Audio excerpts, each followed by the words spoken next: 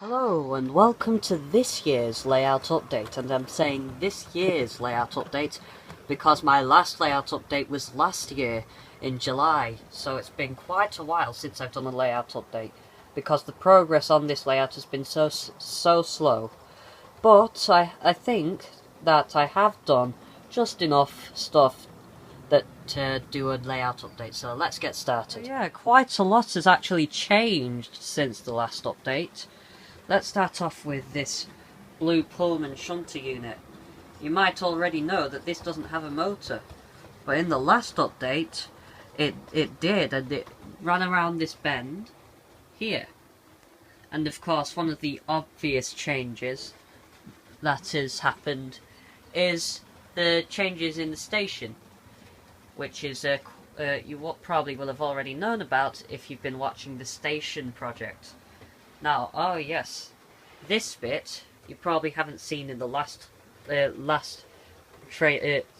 station project video, because well, I'd only just made these after the last update.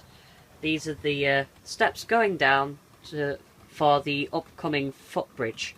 I've just got to create the gantry across, which I'll probably do at some point in the Christmas holidays, because it's coming towards the end of the half term for me at the time of videoing, but you're probably going to see it a week later. And I see these sheets are already starting to go a bit funny, and I have to see what I can do about that. So yeah, of course I have the class 73 and class 121 running around. Not a usual combination that I do, but of course even Brockmsdale West has changed a bit, and for a while this has been the most complete part of the layout. I've added a couple of things to this section, and like this little Doctor Who box. Well, it wasn't advertised, well, not advertised, but it wasn't described as a Doctor Who box, but it does look like one.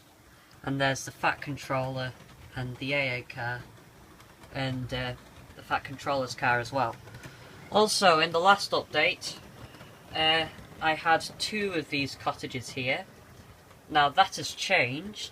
One of the cottages is now down here, and that cottage has been replaced with this lodge because of the new building that I installed over there. Now that's another Wordsworth model railway kit, and it's a very nice low relief terraced house building. Now, something else you will have noticed as I've come back here is that there's no passing loop around here. I used to have a passing loop here, but to get some space for these warehouse blocks and some space for the lorries that might come in, I removed it, and what I did with those tracks that made up that siding, that loop, is made a siding over here, and I've also done quite a lot of track movement around here, and that extra point went over here to create this other siding, so that I can really start to accommodate all of my trains on the layout. Of course, I don't know if I've mentioned this before, but this bit has changed quite a lot as well. This is the dark section. The light isn't, partly because the lights that should shine on this bit don't work, but it's also pretty good because this is like the fiddle yard area for now.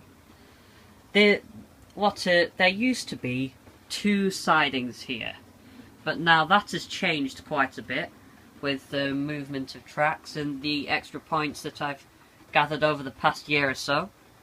If you can see it, there's a new loop round there, and there's another passing loop that directly links to the track between these platforms, which also leads onto there. That bit hasn't changed in terms of track.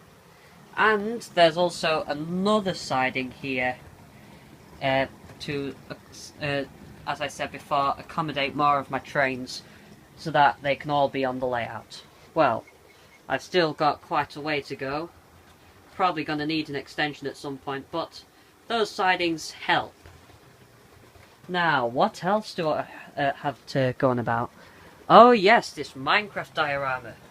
I've had this diorama for about a year now, though it has changed. To start off with, I've installed some very nice walls around this this area, just so that it sort of fits in with the rest of the layout. But then, of course, how can you fit Minecraft into a model railway? Seriously. But yes, I've added a couple of blocks here. This diorama's really just for my little brother and sister's entertainment. But I've added the little wagon there with my AnthonyRailwayB person there, along with another skin, and I've just knocked a Steve over, and I've added a glowstone block. Now, I'd say that actually doesn't look too bad. And finally, probably the biggest, most significant individual change that I've made to this layout is probably the control system, and what I'm using to drive the trains. Now, this very thing that's recording this video right now is also controlling these model trains, thanks to this Z21 system, which I got for my birthday, and it works wonderfully and has very significantly improved the performance of the trains on my layout, especially in terms of acceleration and deacceleration, thanks to the ability to do CV programming and all that. I must say it works very well, and also it won't crash when I go back onto it, unlike the E-Link, which was very sensitive. And yeah, it's great, pretty cool to think that the thing that I'm using to record this video right now is also being used to drive the layout. That's a pretty cool thought. But yeah, I guess I'll have to close it here now. So until next week, thanks for watching, and bye.